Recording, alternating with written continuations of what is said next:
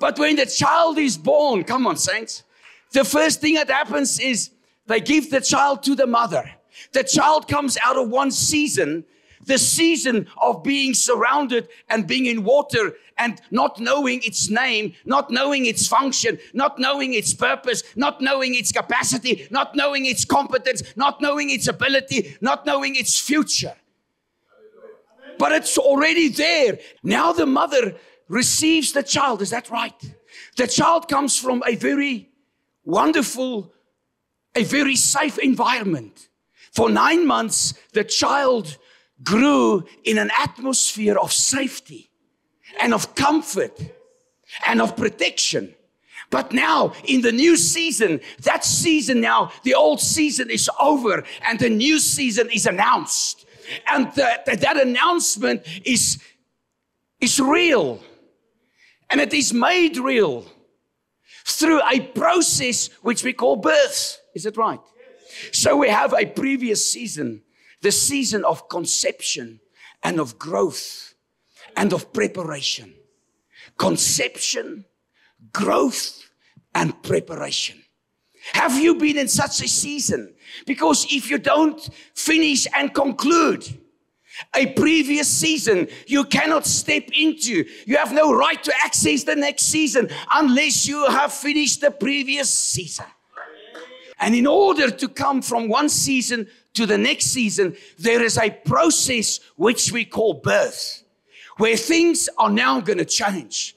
And now the baby cannot be born unless the baby turns upside down. And the head has to come out first. That is why Jesus Christ is called the head of the church. He came out first. He is the firstborn from the dead.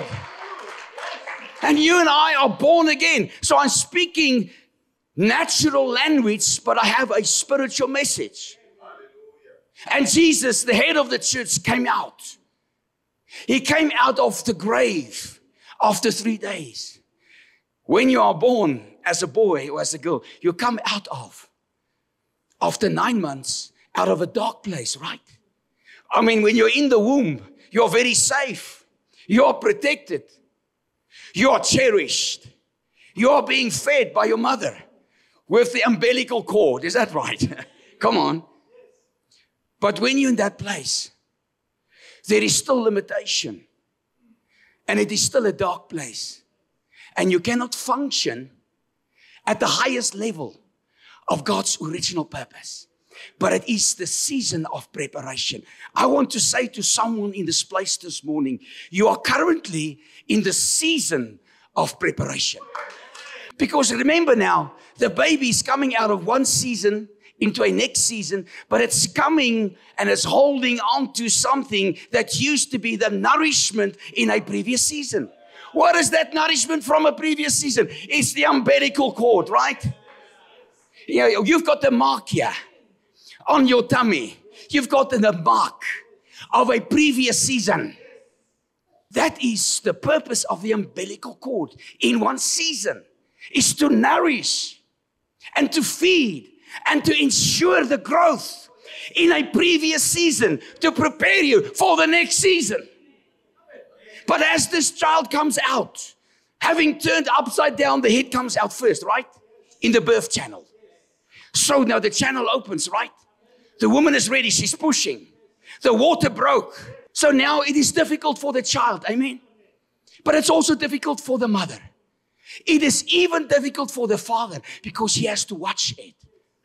But they all know.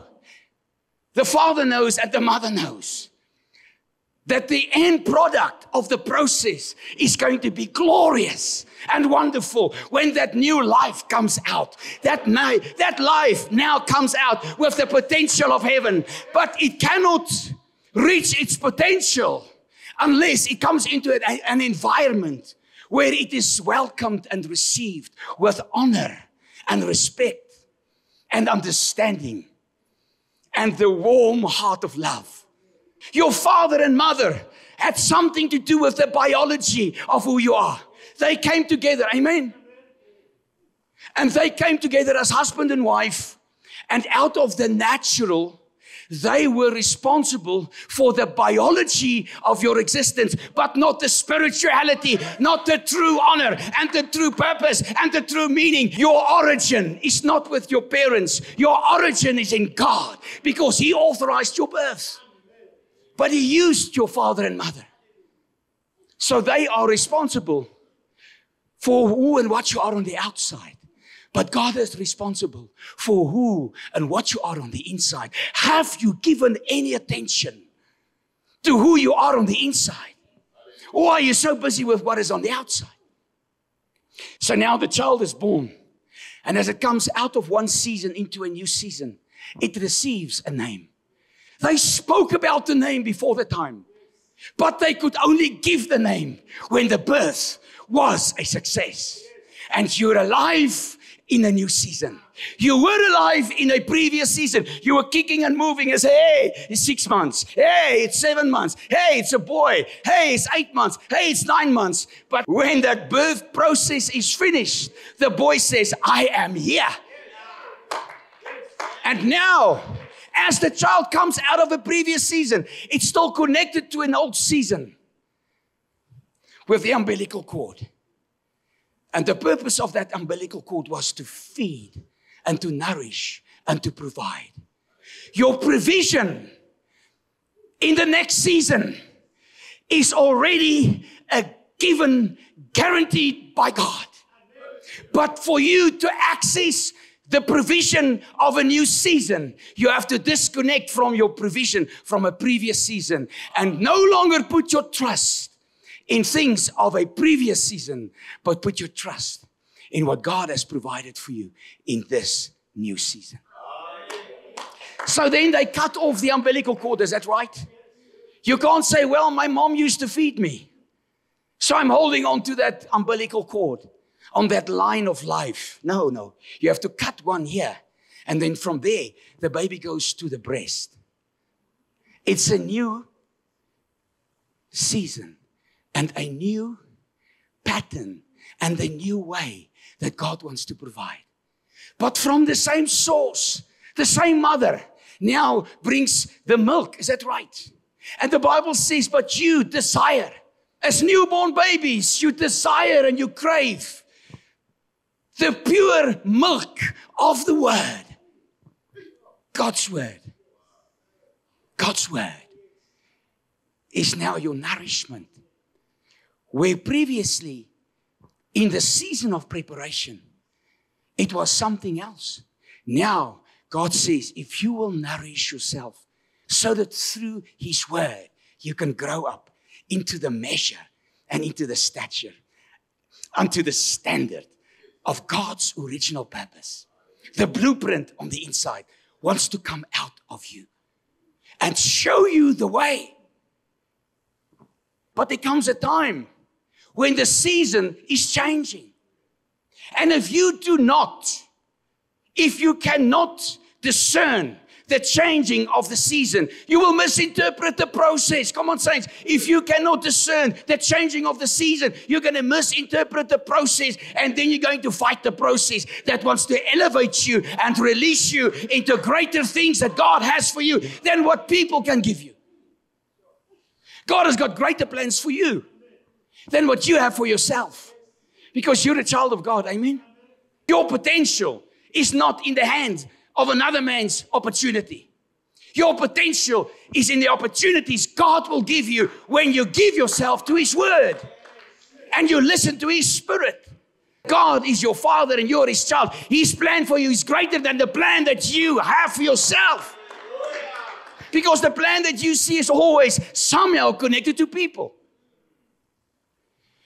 And the success of your life is not in the hand of another man. The success of your life is in the hand of God. Which is why the Bible says, submit yourself under the mighty hand of God and He will raise you up in the right time. What is the right time? Is when you are ready and you say, God, not my plans, but your plan. And you don't just say it once in prayer or twice in a prayer. But it starts to live and breathe and move on the inside of you, that without Christ, I can do nothing. The revelation that you carry of your nothingness without Him is the key that will open up your greatness with Him for the future. So now there's a new season. And in every new season, there's a new source of supply that comes to you from God.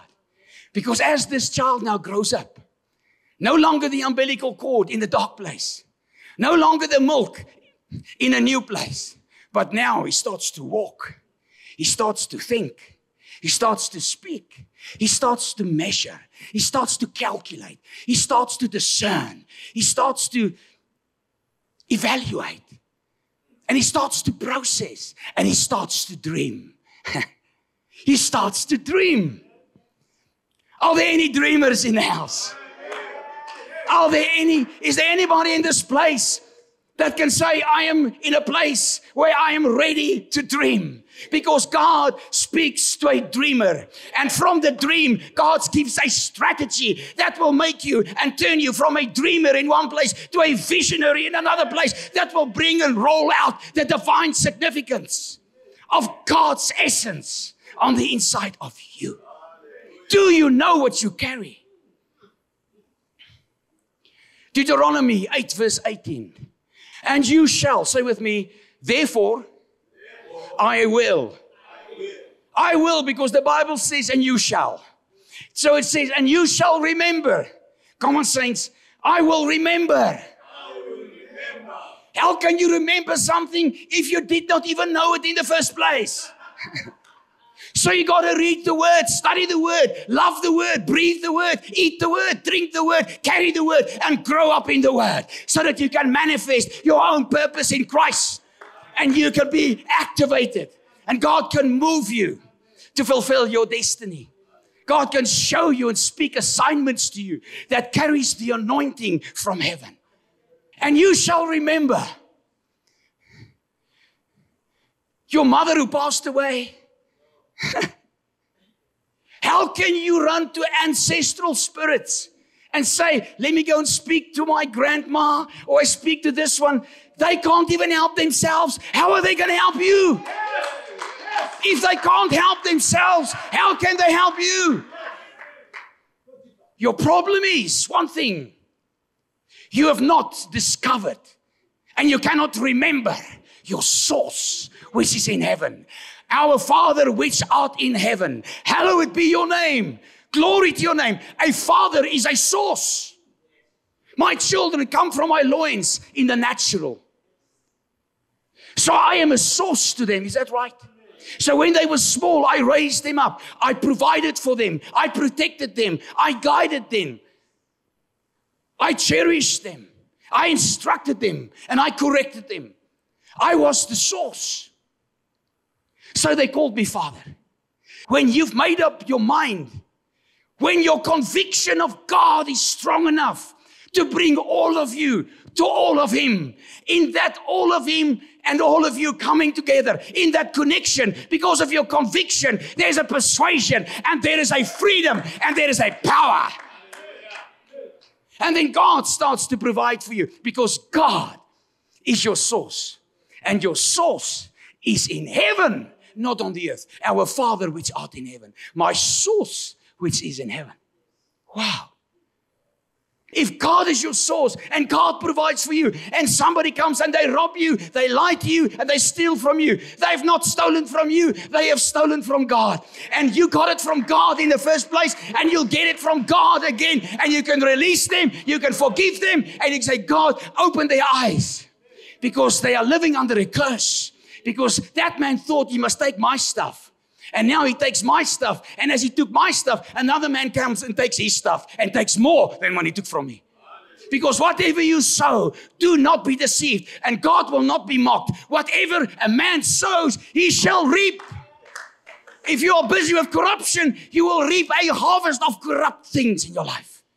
You cannot fight your enemy who comes to you in the natural. Fight your enemy through the resources of the natural. You have to access your source in heaven. My Father who art in heaven, my source, the one who will give you the victory, the one who will give you the strength, the capacity, the breakthrough that you need. Come on. Casting down arguments. Because the moment you want to do it God's way, somebody's going to argue with you. Is that right? The moment you want to do the kingdom thing, the kingdom way, for the Lord will, in the Lord's time, do the Lord's thing, the Lord's way, and you and I need to be aligned with Him, then we'll see uninterrupted, undelayed, complete power and victory and success. Come on. Casting down the argument. And every high thing that exalts itself against the knowledge of God. It doesn't say against the belief in God. The devil knows you believe in God. Amen. Your problem is not whether you believe in God. The problem is whether you know who God really is and what God has for your life and what God's attitude and what God's heart is for you. That He has only good things in store for you. Every good and every perfect gift comes down from the Father of lights. It's not just coming down to come and rest you on the earth everywhere and anywhere. It's coming down because it has a very particular destination in mind. Namely, the child, the son and daughter of Almighty God, the children of light. Every good gift and every perfect gift comes down. It doesn't come from the side, from the north, the east or the west. It comes down. So you have to look up and stop looking around. That is why it says, remember the Lord your God. Let's go back to that one. Deuteronomy 8:18. Remember the Lord your God, for it is He who gives you power. Say with me, it is God, who gives me power. For what? For what? Come on, saints. What do you think the power is for? Look now. It is God who gives you power to get wealth. Did you know, saints, there is a big difference between money and wealth? You know what is the difference? Money must be counted, but wealth has to be perceived. You have to perceive it. You cannot count wealth. You can measure it. But the purpose of wealth is not for you to count the money. People that count money are still earthbound. People that perceive wealth are heaven-bound. Because it's God who will give you. Is He going to give you the wealth, or is He going to give you the power to obtain it? He gives you the power to obtain the wealth. So God is not going to give you wealth. God's not going to give you money either. Because as long as you count the money, you will put your trust in the money. Because whatever you see is what you will trust in. That is why people count the money. Because they count the money and say, okay, I've got a lot.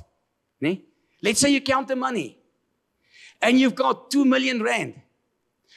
Or like another man I heard, he had 4 million rand and he put it under his couch. I won't tell you about the man. But we count the stuff. Then we hide the stuff because we count what we can see. And then what we can see, we then trust in. So when you close your eyes and you pray, right? If you can see nothing and you pray again and you can still see nothing and you pray again and you can still see nothing. When you open your eyes then, afterwards that you have seen nothing when you've prayed and you've pressed into the realm of the Spirit. If you can see nothing in the realm of the Spirit, when you open your eyes, what you can see around you is going to control you. It's going to intimidate you. It's going to bring fear to you. It's going to bring all kinds of evil desires, all kinds of lust for power, lust for money, lust for that. Because the stuff around you, what you can see of your natural eyes is consuming you and it's controlling you because you cannot see beyond the natural. But when we pray, 2 Kings, chapter 6, verse 15 and 16 and 17. The prophet Elisha has a problem. People want to kill him because of his connection with God. Because he told Israel where the enemy is hiding all the time. Israel was in war with the Syrians. And then this prophet would tell the king of Israel, the enemy is waiting there for you. He's waiting there for you. When they get there, the enemy is there and they already knew it. Then the king of Syria was very upset. He says, someone in my leadership, in my close circle, is a spy. He's telling the people of Israel. And the guy said, no. It's not that. But there's a prophet in Israel, Elisha. He knows what you're saying in your bedroom. He says to the king, he knows when you plan it in the beginning, he knows. He says, well, go get the guy. And he sends this big army with chariots and everything. They come now against Elisha. The whole army comes against one man. God only needs one man who is connected, who knows that God is my source. And so now they come around the house. And now the servant of Elisha wakes up the next morning. Verse 15, watch now. And when the servant of the man of God arose early and went out, there was an army surrounding the city, the whole city, horses and chariots.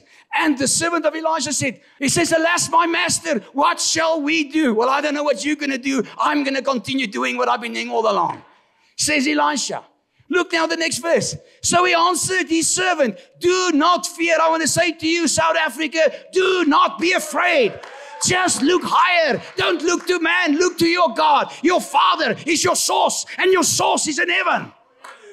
So he answered, do not fear, for those who are with us are more than those who are with him, are with him.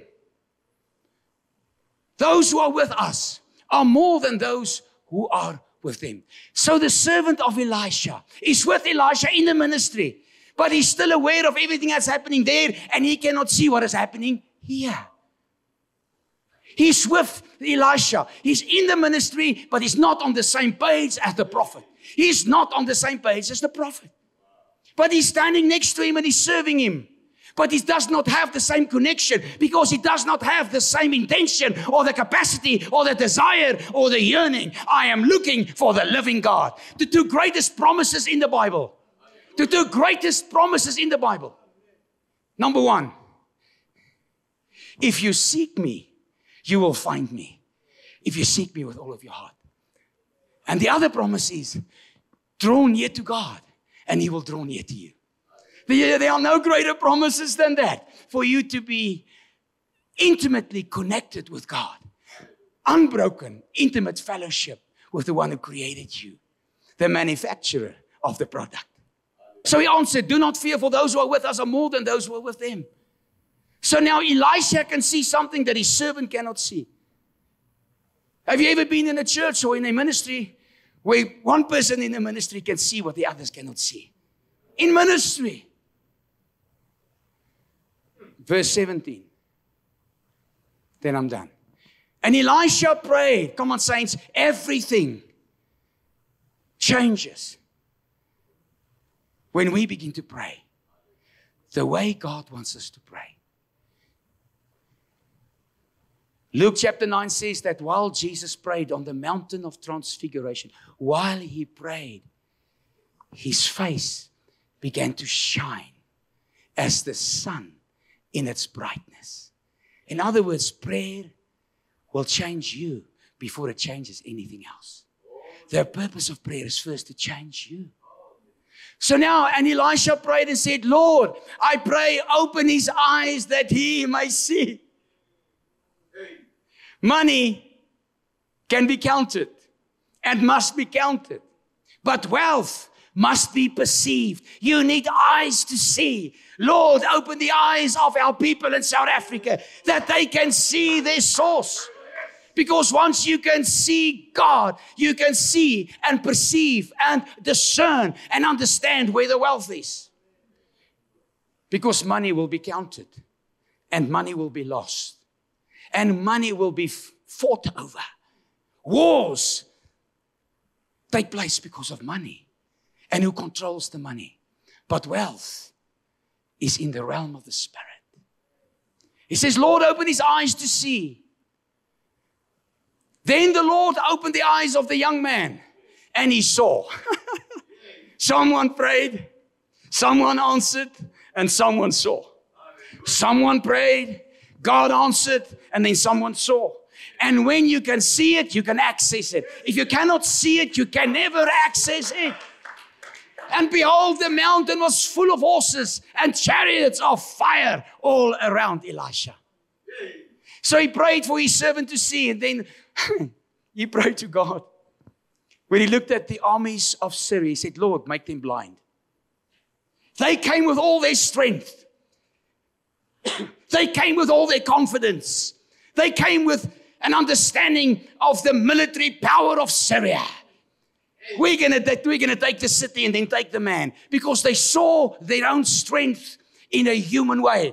And one prayer from the prophet Elijah says, Lord, you strike them with blindness. They all went blind.